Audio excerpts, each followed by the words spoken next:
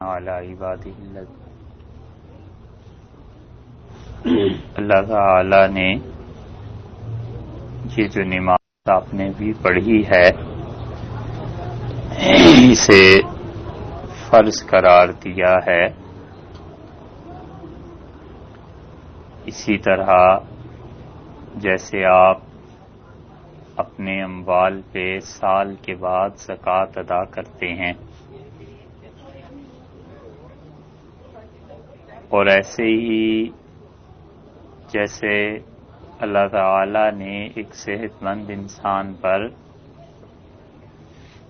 جس کو مالی اعتبار سے اتنی وسعت اور گنجائش حاصل ہو کہ خدا کے گھر کی حاضری دے، حج اس پر فرض کیا ہے.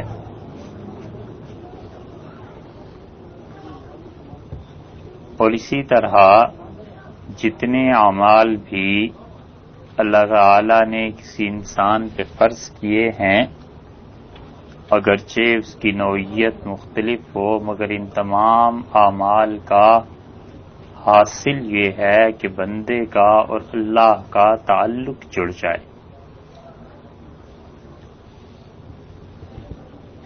بس اتنی سی بات ہے، جتنی محنت کرتا ہے کوئی شخص اور جتنا خدا کے احکامات کی اتباع کرتا ہے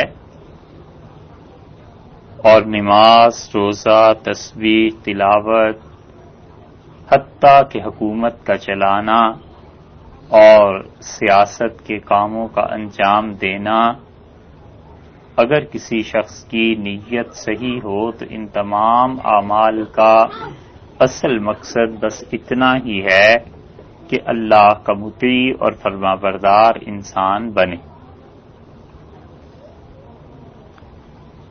اسی لیے اللہ تعالی نے قرآن پاک میں متعدد مقامات پر اس حقیقت کی صراحت کی ہے کہ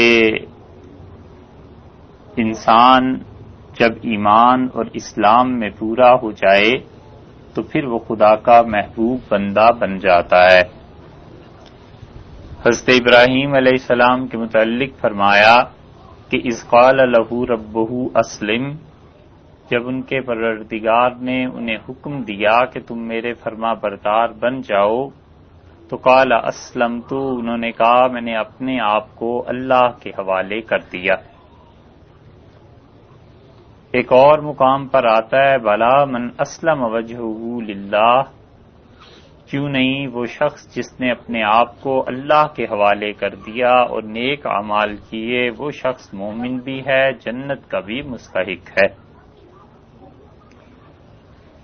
تو ان تمام اعمال کی غرض و غایت جب یہ ٹھہری کہ بندہ اللہ تک رسائی حاصل کرے تو دیکھیے نبی کریم صلی اللہ علیہ وسلم نے اس سلسلے میں کتنی عمدہ بات ارشاد فرمائی ہے کہ آپ نے فرمایا اللہ تعالی نے مجھ سے یہ کہا کہ بندہ سب سے زیادہ میرا قرب حاصل کرتا ہے مما افترضت علیہ، جو چیز بندے پر میں نے فرض کی ہے،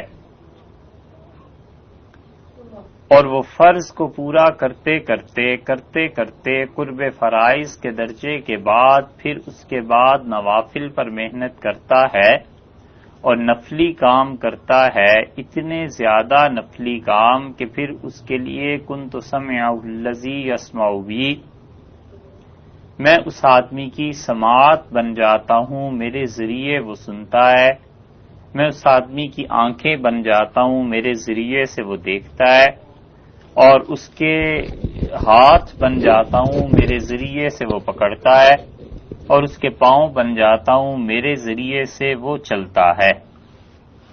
اور آخر پر آیا ہے کہ وَلَئِنِ اسْتَعَاذَنِي، اور اگر وہ ہم سے پناہ مانگے گا لَأُعِيذَنَّهُ، میں یقیناً اسے پناہ دوں گا. اور اگر وہ ہم سے دعا کرے گا، ہاتھ پھیلائے گا تو ہم یقیناً اس شخص کی دعا کو قبول کریں گے. اور یہ قرب کا سلسلہ اللہ کا چلتا رہتا ہے یہاں تک کہ موت پیش آ جاتی ہے، اور یہ ایسی چیز ہے جس سے انسان کو طبعاً ناگواری پیش آتی ہے اور اس سے بچنا چاہتا ہے، مگر اللہ نے اپنے وصال کا ذریعہ یہی رکھا ہے۔ تو اللہ کے قرب حاصل کرنے کے جتنے بھی ذرائع ہیں، در حقیقت ان پر محنت کرنی چاہیے، اور اللہ کے قرب کے حاصل کرنے کا سب سے بہترین ذریعہ اللہ کی یاد اور اللہ کا ذکر ہے۔ اللہ کا ذکر کسی نوع کا بھی ہو، کسی درجے کا بھی ہو، اگر اس کی اصل کتاب و سنت سے ثابت ہے اور اللہ کے نیک بندے اس طریقے پر ذکر کرتے چلے آئے ہیں اور اس ذریعے سے خدا کا قرب انہیں نصیب ہوتا رہا ہے، تو اس کا مطلب یہ ہے کہ انسان کو اللہ کی یاد، اللہ کا قرب اس ذریعے سے حاصل کرنا چاہیے۔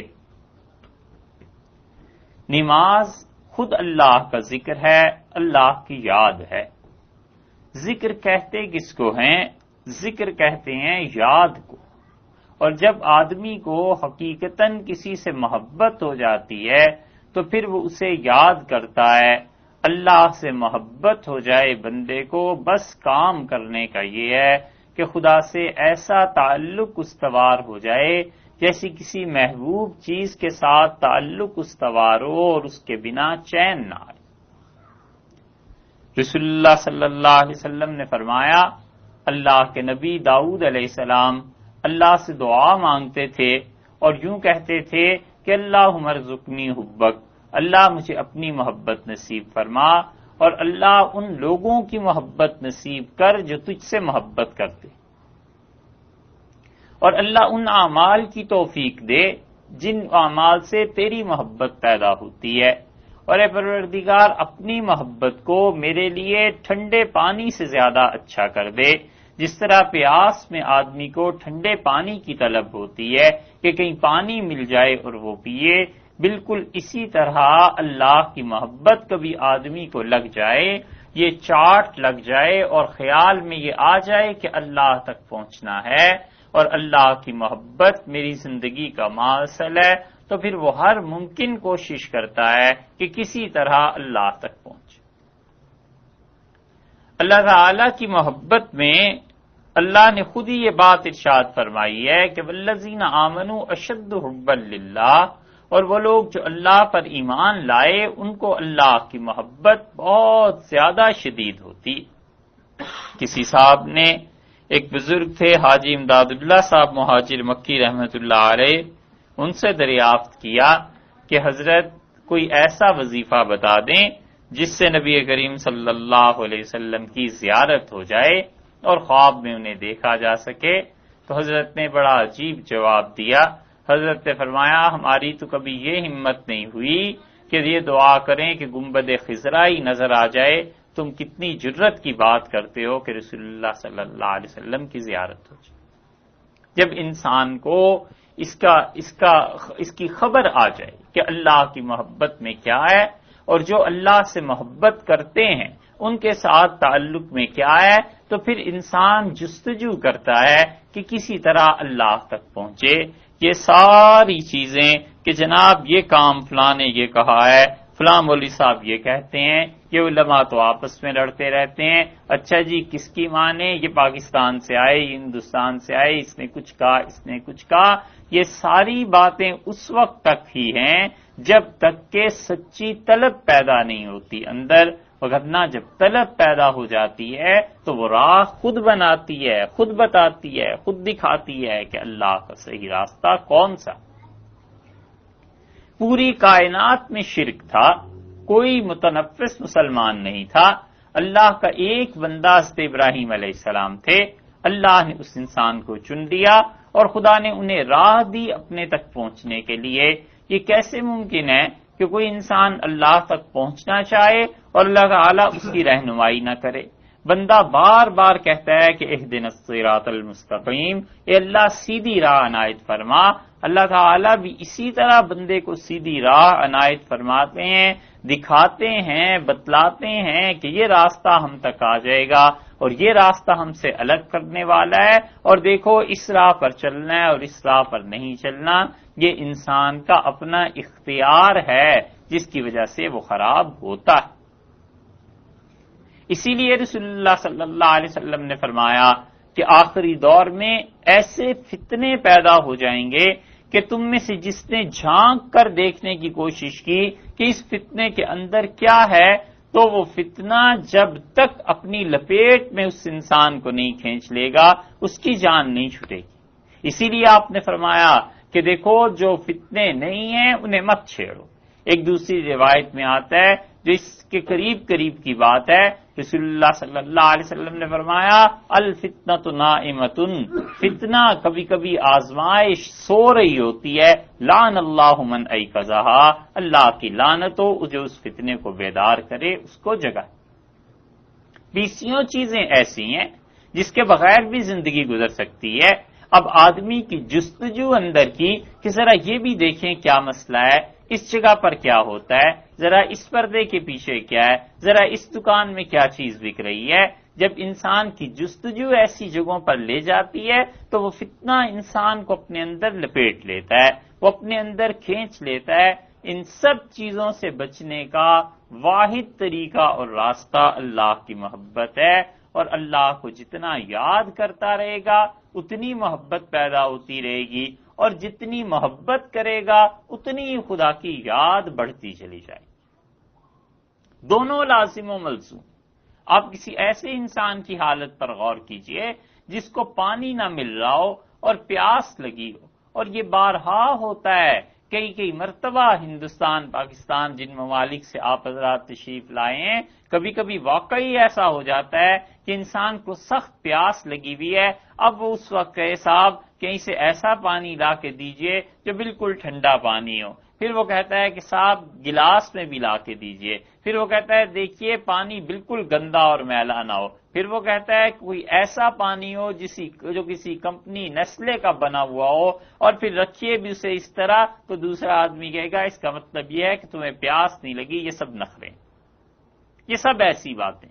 اور جب پیاس حقیقتاً لگ جاتی ہے، آپ ہزار اسے کہیے کہ دیکھو یہ جوہڑ ہے، یہ پانی گندا ہے، ارے اس تالاب میں سب لوگ وضو کرتے ہیں، ارے کیا کر رہے ہو، یہ دیکھو جونک ہے، اس کے باوجود نتھار کے پانی پی لیتا ہے۔ کیا چیز اسے پانی پینے پہ مجبور کرتی ہے؟ وہ اندر کی پیاس ہے جو کہتی ہے کہ پانی پی وگرنہ مر جائے گا۔ بس بالکل اسی طرح روح میں اللہ نے اپنی محبت اور اپنی طلب ڈال دی ہے، اور یہ طلب انسان کو پوری کرنی پڑتی ہے۔ اب اس روح کی محبت اور روح کا اصل مقصد اور روح کی اصل طلب تو یہ ہے کہ وہ اللہ کو یاد کرتی ہے، وہ کہتی ہے محبت کے لیے کہ اس محبت کا کوئی مصرف ہونا چاہیے۔ جتنے لوگوں نے دنیا میں اللہ کا انکار کیا، آپ ذرا سوچئے کتنی بڑی حماقت کی، کتنی بڑی حماقت کی کہ اللہ کی عبادت کرنی تھی، اللہ تعالیٰ نے روح میں ہر انسان کے کافر تھا یا مومن تھا اپنی محبت تو ڈالی تھی، اب اللہ تعالیٰ کی محبت سے ہٹ گیا تو روح میں وہ جذبہ باقی تھا، خدا کی جگہ بتوں کو لا کے رکھ لیا کہ اچھا ان کی عبادت کر لو۔ بت جب ہٹ گئے کہ کوئی بھی نہیں، نہ خدا ہے، نہ کسی صنم کو پوجنا ہے، نہ کچھ اور، دولت کو لا کے رکھ لیا، دن رات ڈالر اور پاؤنڈ اور دولت کی باتیں ہو رہی ہیں، اٹھتے بیٹھتے یہ بحث چل رہی ہے کہ کتنا ڈاؤن ہوا، کتنا اپ ہوا، کیا ریٹ ہے، کیا ریٹ نہیں ہے۔ اچھا بھائی ڈالر اور پاؤنڈ بھی حاصل ہو گیا، اب کس چیز کی محبت چل رہی ہے؟ اب عیش کی کہ کس طرح زیادہ سے زیادہ آرام اپنے جسم کو دیا جائے۔ اللہ کی جگہ جس چیز کو رکھتا جائے گا وہ کوئی چیز بھی ایسی نہیں ہے جو اس کا ساتھ دے سکے۔ اللہ نے اپنی محبت رکھی تھی، اللہ کے ساتھ تعلق جڑے گا، روح کو وہ خوراک ملے گی، روح کو وہ غذا ملے گی، تب جا کر چین آئے گا، وگرنہ مادیت سے روح کو چین نہیں آیا۔ اس طلب کا اللہ نے حل رکھا ہے۔ اسی لیے آپ دیکھیے جو لوگ نماز کے عادی ہوتے ہیں اور جنہیں پتا ہوتا ہے کہ نماز میں اللہ سے کیسا تعلق جڑ جاتا ہے، وہ نماز پڑھتے ہیں، جو ہی وقت داخل ہوا اسے ایک طرح کی بے چینی محسوس ہونے لگتی ہے کہ چلیے نماز پڑھ لیں، ارے کسی طرح نماز پڑھو، وضو کا بندوبست کرو، اذان ہوئی یا نہیں ہوئی۔ اب تک آپ کے اس ملک میں ایسا دور ہے کہ ماں باپ، دادا دادی، نانا نانی ان ممالک سے آتے ہیں تو بارہا سننے میں یہاں آیا ہے، وہ کہتے ہیں استغفر اللہ، کیسے ملک میں رہ رہے ہو، اذان کی آواز نہیں آتی۔ یہ بات کیا ہے؟ وہ روح میں طلب ہے نا اللہ کی، تو کہتے ہیں کہ کہیں سے اللہ کی آواز سنائی دے، کہیں سے خدا کی پکار آئے، کہیں آذان ہوتی ہو، کوئی تلاوت کرتا ہو، چلو وہاں جا کر اس چیز کو دیکھتے ہیں، اور اللہ کی یاد سے اپنے روح کی تسکین ہوتی۔ حج میں دیوانہ کیوں ہو جاتا ہے؟ حج میں بالکل دیوانگی کی، وارفتگی کی کیفیت ہے۔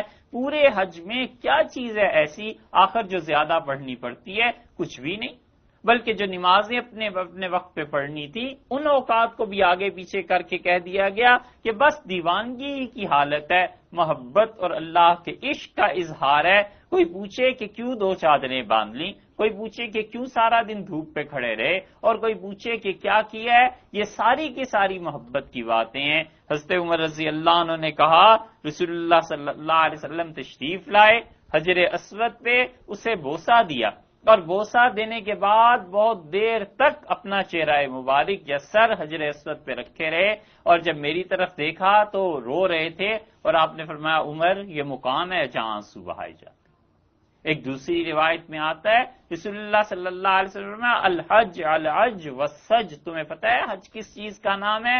حج تو اپنے آپ کو تھکا دینے کا نام ہے، اور حج تو رو دینے کا نام ہے۔ یہ رونا کس لیے طاری ہو جاتا ہے؟ اس لیے کہ روح کو اس حقیقی پروردگار کی طلب ہے جس نے اپنی محبت اس میں رکھ دی، پھر ساری زندگی عبادت کرتا رہا، یاد کرتا رہا، یاد کرتا رہا۔ اب کیا ہوا؟ بیمار ہو جاتا ہے، لٹا دیتے ہیں چارپائی پہ، نہ نماز پڑھ سکتا ہے، نہ خدا کو یاد کر سکتا ہے۔ اب روح تو اندر ہے نا، جسم بیکار ہو گیا، فالج ہو گیا، حتیٰ کہ زبان بند ہو گئی ہے۔ اب حکم یہ ہے کہ اس پہ یاسین شریف کو پڑھو تاکہ روح کو اس کی غذا ملتی رہے۔ ڈاکٹر ڈرپ لگا دیتے ہیں کہ صاحب کھا کچھ نہیں سکتا، اب اس ذریعے سے اسے پانی دیں گے۔ شریعت نے کہا اچھا قرآن اس کے پاس پڑھتے رہو تاکہ روح کو تسکین ملتی رہے، اور پھر جب مومن انسان کی روح نکلتی ہے تو نبی کریم صلی اللہ علیہ وسلم نے فرمایا ایک لمحے میں اسے عرش معلیٰ کے سامنے لے جاتے ہیں اور وہ اپنے پروردگار کو سجدہ کرتی ہے۔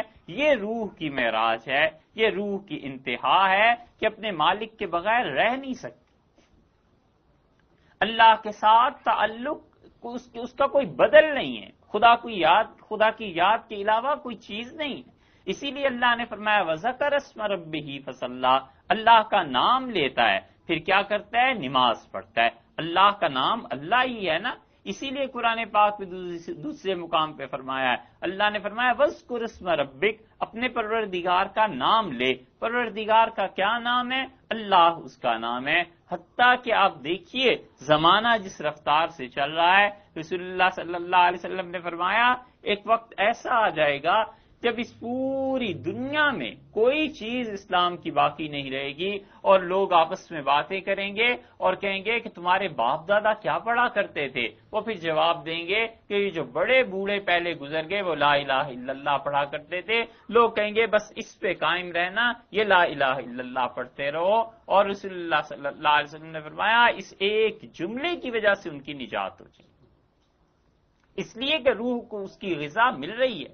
اللہ نے جو اپنا یاد کرنا فرض قرار دیا تھا، خدا کو برابر اور مسلسل یاد کر رہا ہے۔ اسی لیے رسول اللہ صلی اللہ علیہ وسلم کے متعلق آتا ہے حدیث میں، ایک صحابی رضی اللہ عنہ تھے، انہوں نے کہا کہ راحت کا کوئی سامان پیدا کرو، اٹھو اور نماز کی کوئی تیاری کرو، تو لوگوں نے عجیب اس کے اس جملے کا تصور کیا، اور رسول اللہ صلی اللہ علیہ وسلم سے عرض کیا کہ ایک آدمی یہ کہہ رہا تھا کہ آرام اور سکون کا سامان پیدا کریں اور نماز پڑھیں، تو حضرت صلی اللہ علیہ وسلم چپ رہے۔ پھر نماز کا وقت آیا تو آپ نے فرمایا ارہنا یا بلال ہماری راحت کا سامان کر، نماز پڑھنے کا سامان کر، اللہ سے باتیں کرنی ہے، اللہ کی نماز پڑھنی۔ یہ نماز در حقیقت کیا ہے؟ یہ اللہ ہی سے باتیں کرنے کا تو نام، یہ خدائی کی تو حمد و ثنا ہے۔ آپ کو کس سے محبت ہوئی ہے؟ ماں باپ سے محبت ہوتی ہے، بیوی بچوں سے محبت ہوتی ہے۔ محبت میں کیا جی چاہتا ہے اس کی تعریف کریں، اس کے حسن کی تعریف کریں، اس کی پاکیزگی بیان کریں. بس بالکل اسی طرح جب اللہ کی محبت بندے کی روح میں سما جاتی ہے تو چاہتا ہے کہ سب اللہ کو یاد کریں. وہ چاہتا ہے میں اللہ کو یاد کروں، بہتر سے بہتر نام اس کا تجویز کروں، جو نام قرآن و حدیث میں آئے ہیں سب کے ذریعے انہیں پکاروں. اسی لیے رسول اللہ صلی اللہ علیہ وسلم نے فرمایا بھی، اور قرآن میں بھی یہ آتا ہے، اللہ نے فرمایا فَادْعُوا اللَّهَ، اللہ کو پکارو، وَلَهُ الْأَسْمَاءُ الْحُسْنَى، جتنے اچھے نام ہیں وہ سب تمہارے پروردگار کے ہیں. رسول اللہ صلی اللہ علیہ وسلم رحمان، رحیم، ودود، علیم، یہ سارے اللہ کے نام جو پڑھتے تھے اور لوگوں کو تلقین اور ترغیب دیتے تھے کہ یہ نام پڑھو، در حقیقت رب کے ہی مختلف نام ہیں، اس کی مختلف تجلیات ہیں، کیسی کیسی مہربانیاں کرتا ہے، اس کی محبت کے مختلف پہلو ہیں. لوگوں کو اسی طرف بلایا گیا ہے کہ تم پڑھو اور اللہ کو یاد کرو. سورہ حشر کے آخری رکوع میں کیا ہے؟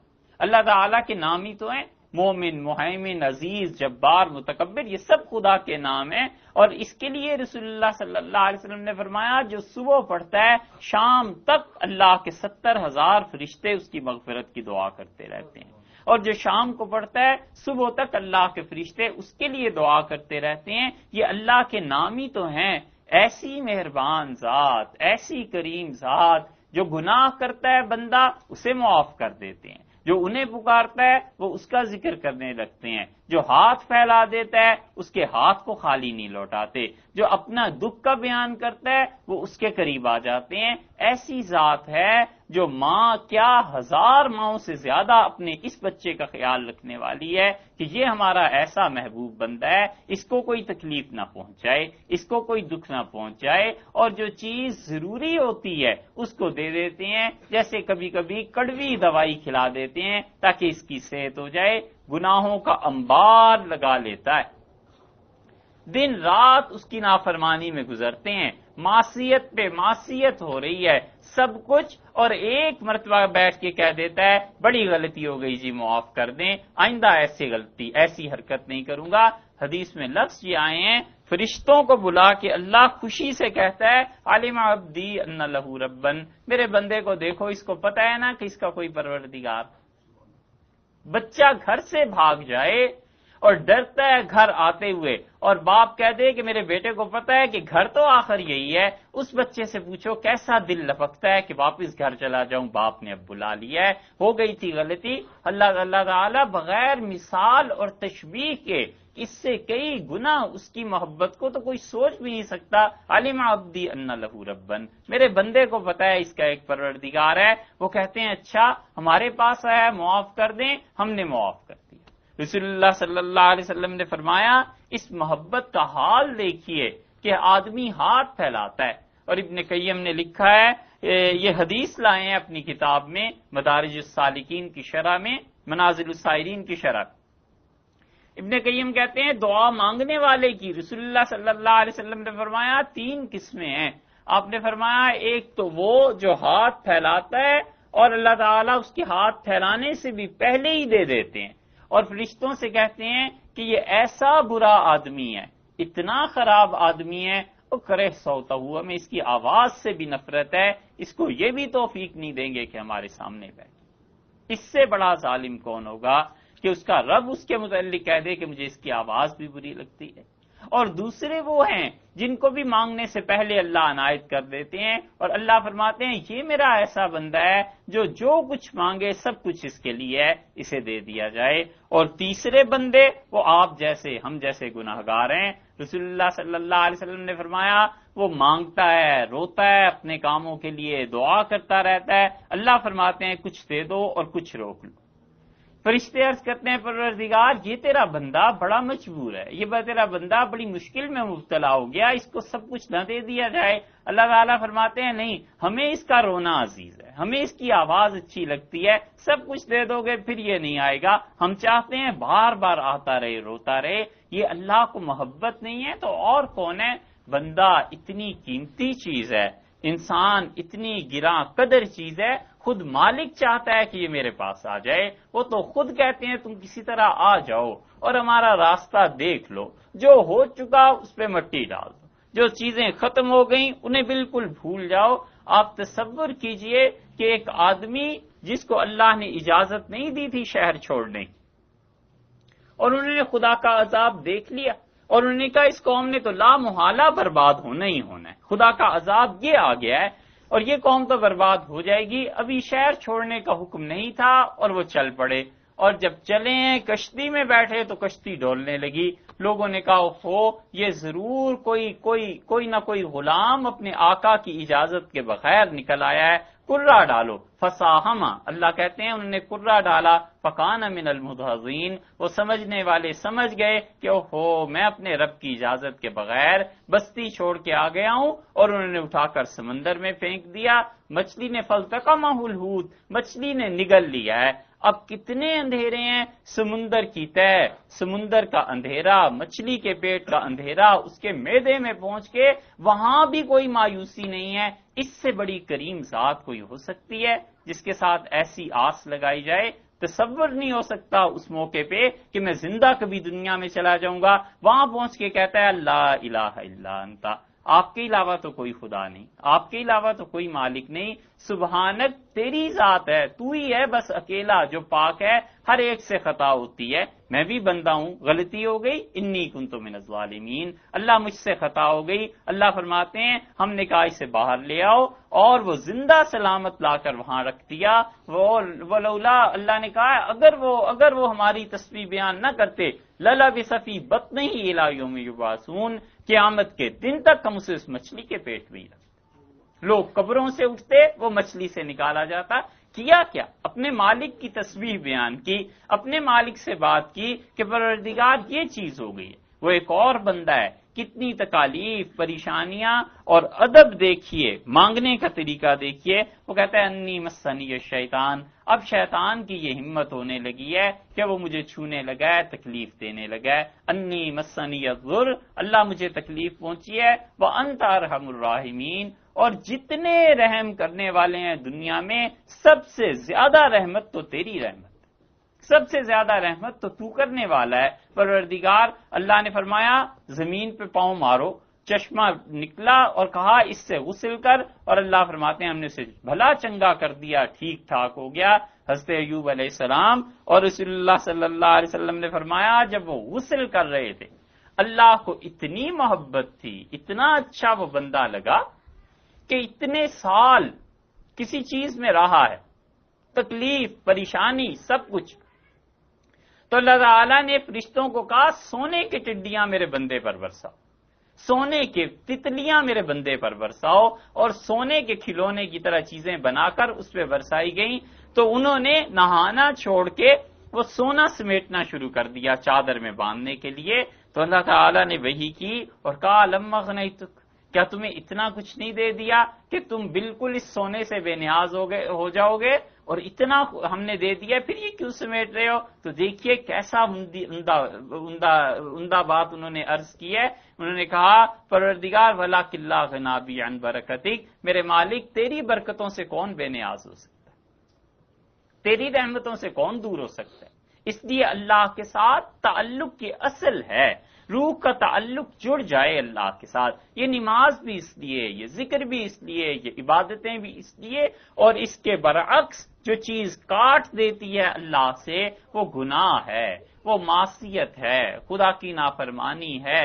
بس ایک ذرا سی چنگاری پورے گھر کو جلانے کے لیے کبھی کبھی کافی ہو جاتی ہے، کبھی خدا کی معصیت نہ کرے، کبھی نافرمانی نہ کرے، کبھی اس راہ پر چلے نہیں جو آگے جا کر جہنم کی طرف چلی جاتی ہے، دروازے کھل جاتے ہیں، پھر لیکن چل پڑا ہے، پھر لوٹ آئے، پھر چل پڑا ہے، پھر لوٹ آئے، ساری زندگی یہ ہوتا رہے گا، گناہ بھی کرتا رہے گا، لوٹتا بھی رہے گا۔ بس اچھا آدمی وہی ہے جو بار بار رجوع کرتا رہے، پھر گناہ ہو گیا پھر معافی مانگے، پھر گناہ ہو گیا پھر معافی مانگے۔ ساری زندگی جو کرنے کے کام ہیں ان میں سے ایک کام یہ ہے کہ اللہ سے پناہ مانگتا رہے، اللہ سے معافی کرے، ہر موقع پر پناہ مانگتا رہے۔ وہ ایک آدمی ہے، اللہ کا نیک بندہ ہے، خدا نے یوسف علیہ السلام کو کتنی چیزیں عنایت فرمائیں، گناہ کا ایک موقع سامنے آ گیا ہے، جھٹ سے بولے قال معاذ اللہ، انہوں نے کہا میں اللہ کی پناہ چاہتا ہوں اس خاتون سے جس چیز کی طرف یہ مجھے دعوت دے رہی ہیں۔ اللہ نے اپنی پناہ میں لے لیا نا۔ اس کا مطلب یہ ہے کہ جب بھی خدا کی نافرمانی کی کوئی شکل سامنے آئے، جب بھی اللہ تعالیٰ کی نافرمانی کا کوئی رنگ سامنے آئے، فوراً اللہ سے اس کی پناہ مانگ لے کہ خدایا اس سے مجھے اپنی پناہ میں رکھ۔ نبی کریم صلی اللہ علیہ وسلم یہی چیز امت کو تلقین فرمائی ہے۔ حضرت حسن رضی اللہ عنہ کہتے ہیں ہم بچے تھے دونوں چھوٹے چھوٹے، اور ہمیں بلاتے تھے رسول اللہ صلی اللہ علیہ وسلم اور دم فرماتے تھے اور یہ کہتے تھے کہ اعوذکما باللہ من کل شیطان وہامہ، میں تم دونوں بچوں کو اللہ کی پناہ میں دیتا ہوں، ایک شیطان جس کا نام ہامہ ہے، اور ہر اس آنکھ سے جو نظر لگا دیتی ہے میں اللہ کی پناہ میں تمہیں دے دیتا ہوں۔ یہ اللہ کی پناہ میں اپنے آپ کو بھی تو دینا چاہیے۔ خدا کی پناہ کوئی توڑ سکتا ہے؟ آپ سوچئے تو، آپ مہمان ہیں، کسی کے گھر چلے گئے، آپ میں خوف ہے، کسی چیز کا خطرہ ہے، آپ کہتے ہیں صاحب مجھے اپنے گھر میں ذرا سی پناہ دے دیجئے، آپ نے پناہ دے دی ان صاحب کو، اس کا مطلب یہ ہے کہ اب کچھ ہو جائے آپ اسے اپنے گھر سے نہیں نکالیں گے، آپ نے اسے پناہ دے دی ہے، جب تک پناہ ہے تب تک حفاظت ہے۔ اللہ نے کہا ہوا یجیر، اللہ کی ساتھ پناہ دیتی ہے، ولا یجار علیہ، اور لوگوں جو اللہ پناہ نہ دے کسی کو، کوئی پناہ نہیں دے سکتا۔ کوئی ہے جو اللہ کے مقابلے میں پناہ دے؟ اللہ کی پناہ مانگتا رہے۔ گناہ کی چیز آ گئی اللہ کی پناہ مانگتا رہے، خوشی کی چیز آ گئی تو بھی اللہ کی پناہ مانگتا رہے، کہیں اپنی طرف نظر نہ چلی جائے، کہیں یہ نہ ہو کہ سمجھے یہ خوشی میرا حق ہے۔ کوئی اچھا عمل ہو گیا اللہ کی پناہ اس سے بھی مانگتا رہے۔ یاد رکھو گناہ سے جو عجز پیدا ہوتا ہے وہ زیادہ خدا کی نظر میں قابل قدر ہے بنسبت اس نیکی کے جو غرور کو جنم دے۔ نیکی کر کے مغرور ہو جائے اور نیکی کر کے یہ سمجھے کہ میں نے نیکی کیا ہے، ارے بھئی کچھ نہیں کیا، ان کی مہربانی تھی انہوں نے بلا لیا۔ اگر وہ اپنے گھر میں آنے کی اجازت نہ دیتے تو، یہ رمضان آ رہا ہے، اگر وہ یہ کہہ دیں کہ اس کے روزے ہمیں منظور نہیں تو پھر کیا ہو؟ سورہ توبہ میں آیا ہے، اللہ تعالیٰ نے فرمایا ہے آپ یہ کیا سمجھتے ہیں یہ منافقین جہاد سے ہٹ کے خود گھروں میں بیٹھ گئے تھے؟ اللہ نے کہا ایسی بات نہیں، ولیکن کرہ اللہ بعاثہم، اللہ کو نفرت تھی ان لوگوں سے، ان منافقوں سے کہ اس کی راہ میں چلیں، فثبتہم، اللہ نے کہا گھروں میں ہی بیٹھے رہو، جس طرح اور بہت سے بیٹھے ہیں تم بھی بیٹھ جاؤ، ہم چاہتے ہی نہیں کہ تم ہماری راہ میں لڑو۔ یہ جتنی نیکیاں ہیں یہ خدا کی دی ہوئی توفیق ہے۔ اور عجیب بات دیکھیے کہ بادشاہ ہے، خود نیکی کی توفیق دیتا ہے، خود کرم فرماتا ہے، پھر خود ہی انعام بھی دیتا ہے کہ میرے بندے نے یہ کام کیا۔ پھر نسبت اس بندے کی طرف ہو جاتی ہے کہ بندے تم نے یہ کام کیا، بندے نے یہ کام کیا ہے۔ بنی اسرائیل میں ایک آدمی نے اپنے بھائی سے کہا تو نماز پڑھا کر، اس کے بھائی نے کہا میں نماز پڑھ لوں گا۔ رسول اللہ صلی اللہ علیہ وسلم نے فرمایا اس نے پھر کہا اور ایک دن غصے میں آ کے اس نے کہہ دیا، اور وہ ساری زندگی عبادت کرتا رہا تھا، یہ ہے اپنی نیکی پر نظر چلی جائے اور بندہ سوچے کہ میں بڑا نیک ہو گیا ہوں، اچھا ہو گیا ہوں، کوئی اچھا نہیں ہوا۔ اللہ نے فرمایا بل اللہ یزکی، اللہ لوگوں صاف کرتا ہے، فلا تزکوا انفسکم، کبھی یہ نہ کہو کہ میں اتنا اچھا ہوں، کبھی یہ نہ کہو کہ میں نیک ہو گیا ہوں، وہ تو ہم پاک کرتے ہیں، وہ تو ہم صاف کرتے ہیں، وہ تو ہم اپنی راہ دکھاتے ہیں۔ اس نے کیا گیا، اس نے کہا کہ میں اتنی عبادت اتنی نماز پڑھتا ہوں اور تم بالکل نہیں پڑھتے، خدا کی قسم اللہ تمہیں نہیں بخشے گا، کہ اس سے قسم کھا لی۔ رسول اللہ صلی اللہ علیہ وسلم نے فرمایا اللہ نے اپنے فرشتوں کو بلایا اور اللہ نے فرمایا یہ کون ہے جو میرا نام لے کے لوگوں کو میری رحمت سے مایوس کرتا ہے؟ یہ کون ہے جو میرا نام لے کے قسمیں کھاتا ہے؟ اس کی ساری نیکیاں برباد کر دو، میں کسی چیز کو قبول نہیں کرتا، اور میں اس دوسرے بندے کو توفیق دوں گا، دیکھنا یہ توبہ بھی کرے گا، ہمارا اچھا بندہ بھی بن جائے گا، پھر ہم اسے معاف بھی کر دیں گے۔ اور وہی ہوا، اللہ نے اسے توبہ کی توفیق بھی دے دی اور اس کی موت بھی ایمان پہ آ گئی۔ یہ اپنی نیکیوں پہ غرور اور یہ سمجھنا کہ ہم اتنے اچھے ہو گئے ہیں، ارے بھئی کچھ نہیں ہوا، یہ سب چیزیں ان کے اپنے بس کی ہیں، یہ سب چیزیں ان کے قبضے کی ہیں۔ اسی لیے رسول اللہ صلی اللہ علیہ وسلم نے حضرت ابوذر رضی اللہ عنہ کو کہا کہ ابوذر تمہیں ایک بات بتائیں، ہمیں اللہ نے اپنے عرش کے نیچے جو خزانے تھے ان میں سے ایک خزانہ دیا تھا، وہ ہم تمہیں بتائیں؟ ابوذر رضی اللہ عنہ نے کہا میرے ماں باپ قربان، آپ مجھے بتائیے وہ کیا چیز ہے؟ آپ نے فرمایا ابوذر کثرت سے یہ پڑھا کرو، بار بار یہ جملہ پڑھا کرو، لا حول ولا قوت الا باللہ، یہ اللہ نے اپنے عرش کے نیچے سے نکال کے مجھے دیا تھا۔ اس کا مطلب کیا ہے کہ اللہ میں کوئی طاقت نہیں رکھتا گناہ سے بچنے کی، اور اللہ مجھ میں کوئی طاقت نہیں ہے نیکی کے کرنے کی جب تک پروردگار تو توفیق نہ دے۔ اور بندہ گناہ کا ارادہ کرتا ہے اور مالک چاہتا ہے کہ میرا بندہ نہ گناہ کرے، نہیں کرنے دیتا۔ قرآن میں آیا ہے وَاعْلَمُوا أَنَّ اللَّهَ يَحُولُ بَيْنَ الْمَرْءِ وَقَلْبِهِ، لوگوں یاد رکھو ہم بندے کے درمیان اور اس کے دل کے درمیان آ جایا کرتے، اس سے زیادہ لطافت ہو سکتی؟ آپ تصور کیجئے کہ پکا ارادہ اس نے کر لیا ہے نافرمانی کا، اللہ فرماتے ہیں میں بندے کے درمیان اس کے دل کے درمیان آ کے بیٹھ جاتا ہوں، نہیں گناہ کرنے دیتا اسے، اس لیے کہ وہ محبوب ہے، اس لیے کہ وہ اچھا لگتا ہے۔ وہ جو اپنے گھر سے تلوار لے کر چلے تھے کہ یہ قصہ روز روز کا آج تو پاک ہی ہو جانا چاہیے، صاف ہی ہو جانا چاہیے، اور رسول اللہ صلی اللہ علیہ وسلم کو ختم کرو، اور یہ سب کی سب چیزیں علیہ باللہ، اللہ کی رحمت بھی ہستی ہوگی کہ اس بندے کو دیکھو، اسے تو اسلام کی خدمت کرنی ہے، اور خلافت کے مقام تک اللہ نے انہیں پہنچا دیا۔ وہ آئے اور ایک عورت کی قرات نے، ایک عورت کے قرآن پڑھنے نے ساری زندگی اس کی بدل دی۔ انہوں نے کہا وہ پڑھ کے سناؤ، وہ کیا ہے؟ اللہ کا کلام جب سنا، رسول اللہ صلی اللہ علیہ وسلم کے ہاں آئے، مسلمان ہوئے، اور نبی کریم صلی اللہ علیہ وسلم نے فرمایا کیا ابھی بھی وقت نہیں آیا عمر کہ تو مسلمان ہو جائے؟ انہوں نے کہا اللہ کے رسول اب وہ وقت آ گیا۔ گھر سے کس نیت سے چلے تھے؟ اللہ نے کیا مقام دے دیا؟ یہ ہے بندہ کبھی گناہ کا ارادہ کرتا ہے، برائی کا، اللہ بندے کے اور اس چیز کے درمیان آ جاتا ہے۔ اس لیے میرے بھائی کثرت سے اللہ کو یاد کرے، یہ سبحان اللہ، الحمدللہ، اللہ اکبر، لا الہ الا اللہ، یہ سب خدائی کے تو جملے ہیں۔ اللہ تعالیٰ نے فرمایا یہ جملے خدا کی طرف اٹھتے ہیں، بلند ہوتے ہیں، اور عمل صالح جو انسان کرتا ہے ہم خود اس کے عمل کو اٹھا لیتے ہیں۔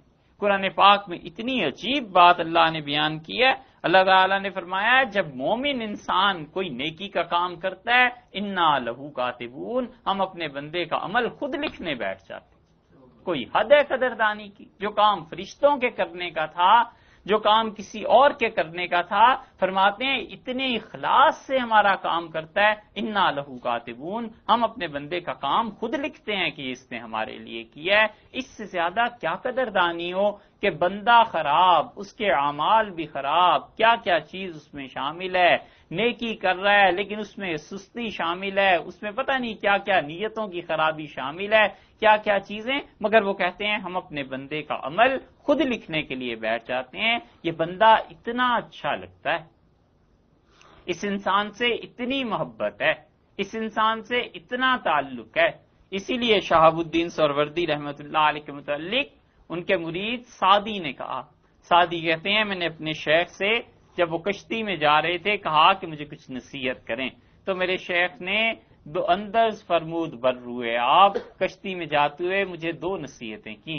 انہوں نے کہا میرے بیٹے کبھی بھی اپنے اوپر اچھی نگاہ نہ رکھنا، کبھی اپنے آپ کو اچھا نہ سمجھنا، اور کبھی دوسرے کو برا نہ سمجھنا، بس یہ کام کرتے رہو، یہ کام کرتے رہو، کبھی اپنے آپ کو اچھا نہ سمجھو، کبھی دوسرے کو برا نہ سمجھو۔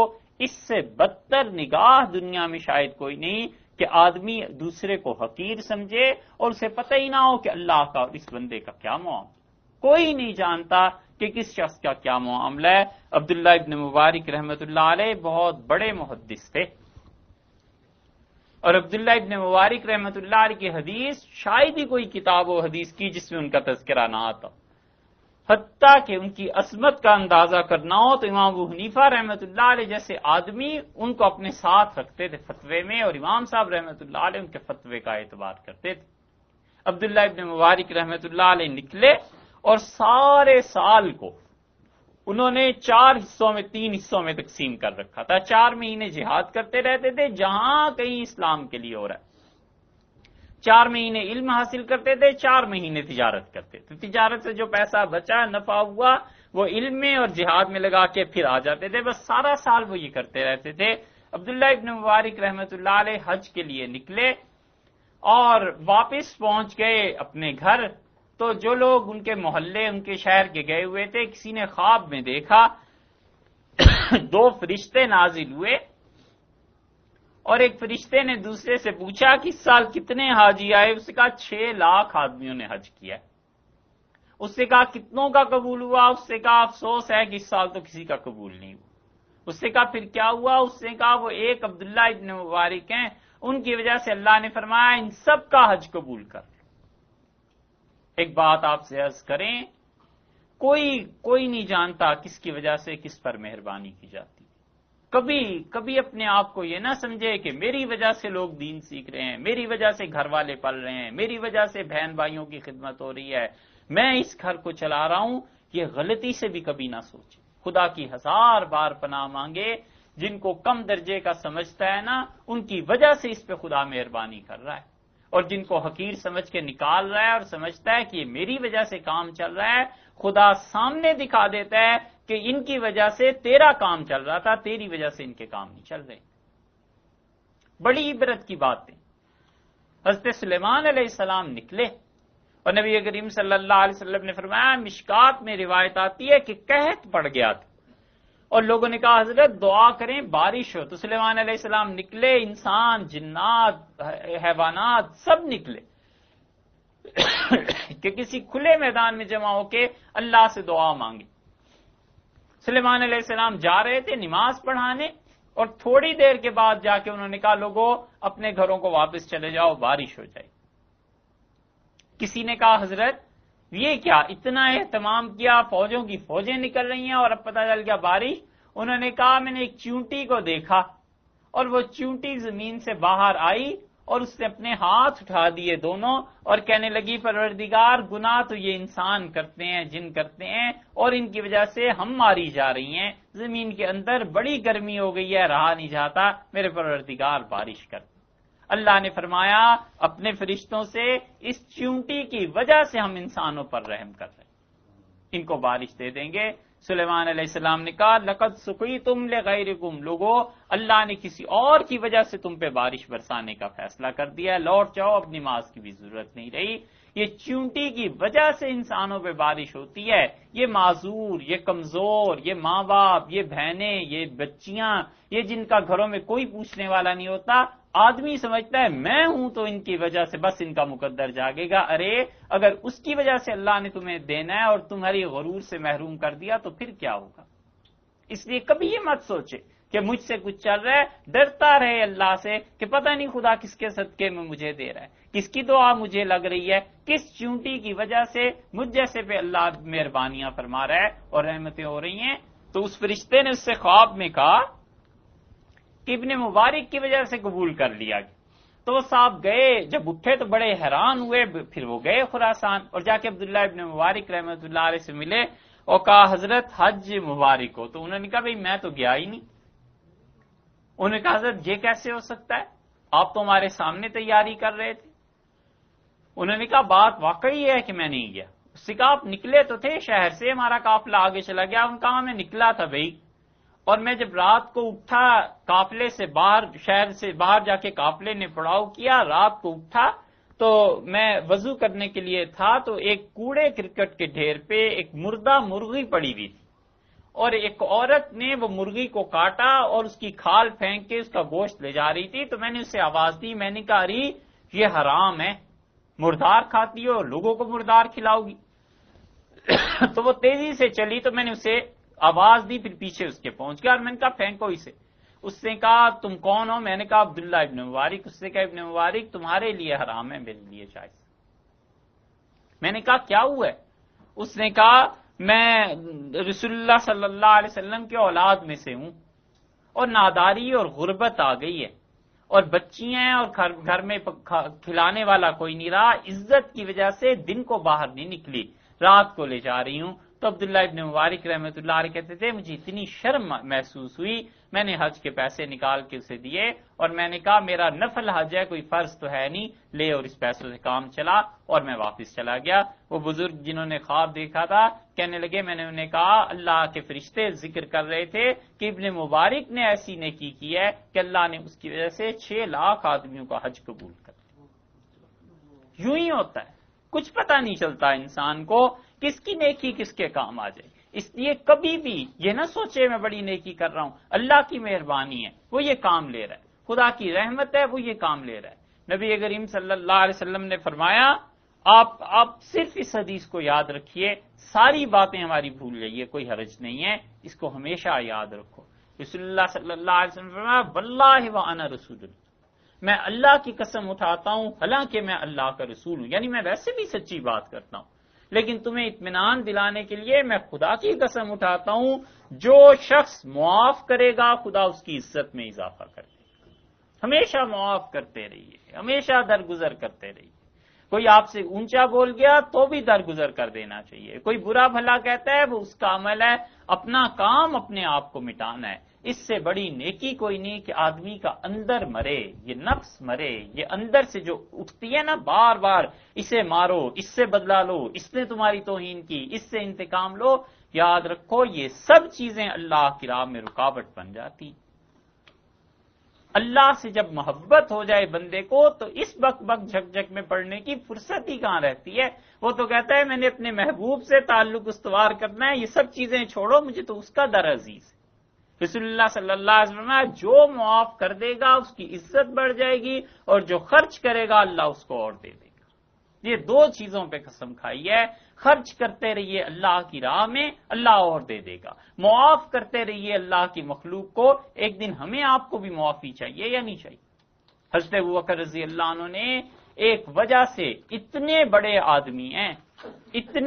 آدمی ہیں کہ رسول اللہ صلی اللہ علیہ وسلم وفات سے چند دن پہلے، شاید 2 یا 3 دن پہلے مسجد نبوی میں آئے اور سب کے سامنے کہا کہ لوگوں کوئی شخص دنیا میں ایسا نہیں جس کا احسان ہو محمد صلی اللہ علیہ وسلم پہ اور محمد صلی اللہ علیہ وسلم نے اس کا بدلہ نہ دے دیا ہو سوائے تمہارے ان صاحب ابو بکر کے، کہ اس کے مجھ پہ اتنے احسانات ہیں، اللہ ہی اس کا بدلہ دے۔ فرمایا سب کھڑکیاں دروازے جو لوگوں کے گھروں کے مسجد کی طرف کھلتے ہیں بند کر دیے جائیں، مسجد کے سین میں لوگ اصل اپنے دروازوں سے آ کریں، الا خوخت ابی بکر، ابو بکر والا دروازہ کھلا رہے گا۔ اسی لیے اقبال نے کہا ہے امن الناس بر مولائی ما، وہ میرے مولا میرے آقا پہ سب سے زیادہ احسان کرنے والا ابو بکر رضی اللہ، اور رسول اللہ صلی اللہ علیہ وسلم پہ واقعی ان کے بڑے احسانات تھے، اللہ انہیں اجر دے گا اس کا۔ یہ مسجد نبوی جس پہ آج بھی پہلی صف میں لوگ لڑتے ہیں کہ کسی طرح مل جائے، اور یہ رسول اللہ صلی اللہ علیہ وسلم کا مرکز مبارک، یہ قبر مبارک کی جگہ، یہ حضرت ابوبکر رضی اللہ عنہ نے خرید کے مسلمانوں کو دی تھی۔ سب نیکیاں ان کی ایک طرف رکھ دو، یہ نیکی تھوڑی ہے، قیامت تک کے لیے تھوڑی ہے کہ حضرت صلی اللہ علیہ وسلم جہاں آرام فرما رہے ہیں کہ حضرت ابوبکر رضی اللہ عنہ کی خریدی ہوئی جگہ ہے، کسی اور کی نہیں ہے۔ حضرت ابوبکر رضی اللہ عنہ نے ان کی بیٹی کے متعلق کچھ بات ان کے خالہ زاد بھائی نے کی، حضرت ابوبکر رضی اللہ عنہ اس کے سارے مہینے کا خرچہ دیتے تھے، وہ اسی پہ پل رہے تھے۔ انہوں نے جب حضرت عائشہ رضی اللہ عنہ کے متعلق کوئی اونچی نیچی بات کی، حضرت ابوبکر رضی اللہ عنہ نے کہا اچھا ہم اسے ہر مہینے خرچہ بھیجیں، اس کا خیال رکھیں، اور یہ ہماری بیٹی پہ ایسے الزام لگائے، آئندہ سے یہ خرچہ اس کے گھر نہیں جائے گا۔ اللہ نے وہی نازل فرما دی، کوئی اور ہوتا تو کوئی پوچھتا بھی نہ، ابو بکر تو ابو بکر تھے، اللہ نے وہی نازل فرمائی، اور اللہ نے کہا ابو بکر الا تحبون ان یغفر اللہ لکم، تم نہیں چاہتے کہ قیامت میں جب تم آؤ تو ہم بھی تمہیں معاف کر دیں، آج تم معاف کر دو اسے۔ حضرت ابوبکر رضی اللہ عنہ حاضر ہوئے، کہا اللہ کے رسول میں اپنی قسم کا کفارہ دیتا ہوں، ہم اس کے ساتھ برابر نیکی کا وہی احسان کرتے رہیں گے جو پہلے تھا، میں تو خود چاہتا ہوں خدا لغزشوں سے درگزر کرے۔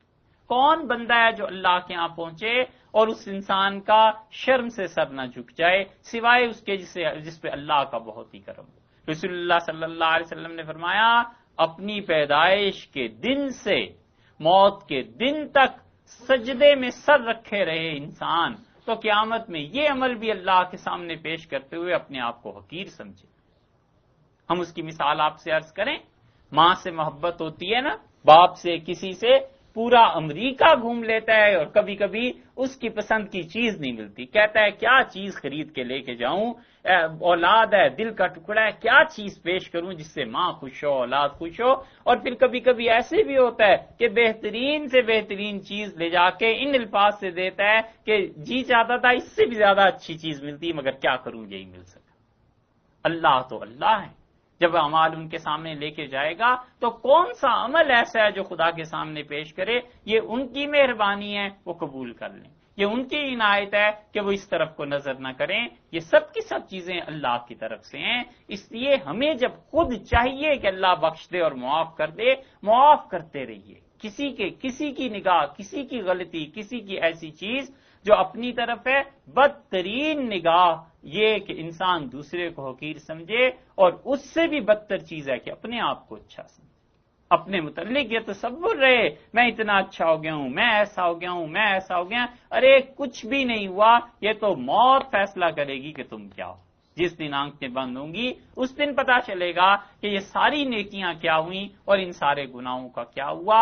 اللہ معاف کر دے گناہوں کو، درگزر فرما دے، اس سے کامیاب آدمی کوئی نہیں. اور اگر اللہ نہ قبول کرے، نیکیوں کو رد کر دے، تو بھلا بتاؤ اس سے زیادہ خسارے میں جانے والا کون ہے؟ یہ سب چیزیں ایسی ہیں میرے بھائی. اس لیے اللہ کو یاد کرو، اللہ کی محبت پیدا کرو، وہ کام کرو جس سے خدا کی یاد آئے. اور کبھی دوسرے کو حقیر مت سمجھو، کبھی اپنے آپ کو اچھا نہ سمجھو. ہم ہیں ہی اس قابل کے مٹا دیے جائیں، اور لوگ ہیں ہی اس قابل کہ ان سے اچھا گمان رکھا جائے. رسول اللہ صلی اللہ علیہ وسلم نے فرمایا، تم سے جب کوئی آ کے خواب بیان کرے تو مومن کے خواب کی تعبیر غلط نہ دو. کوئی آ کے خواب بیان کرتا تھا تو آپ فرماتے تھے اس خواب کی سچائی خدا تیرے مقدر میں کرے، اور اس خواب کی برکت خدا تجھے دے، اور اس خواب کا شر خدا تجھ سے ہٹا دے. مومن کا خواب رسول اللہ صلی اللہ علیہ وسلم نے فرمایا اس کے متعلق بھی برا نہ کہو. مومن کے عمل کو کیسے برا کہا جا سکتا ہے؟ شرف الدین یحییٰ منیری رحمۃ اللہ علیہ سے کسی نے کہا، حضرت یہ جو آپ کا مرید ہے اسے مت آنے دیں. ان کا کیوں؟ کہنے لگے حضرت یہ شراب پیتا ہے.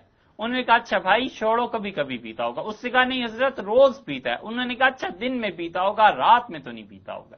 اس نے کہا دن اور رات دونوں پیتا ہے. کہنے لگے رمضان میں تو نہیں پیتا ہوگا. اس نے کہا حضرت رمضان میں بھی پیتا ہے. فرمایا چھوڑو اس بات کو، اگر یہاں نہیں آئے گا تو ہم اس کے گھر چلے جائیں گے.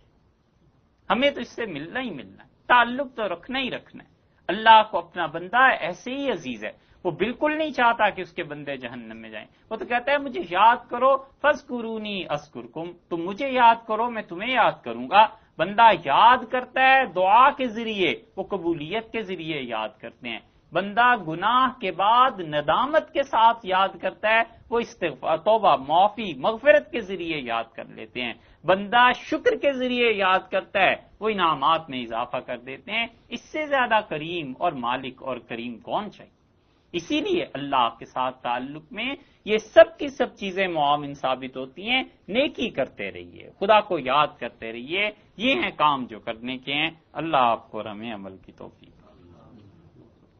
وقت زیادہ ہو گیا ابھی. کہیے کوئی سوال آپ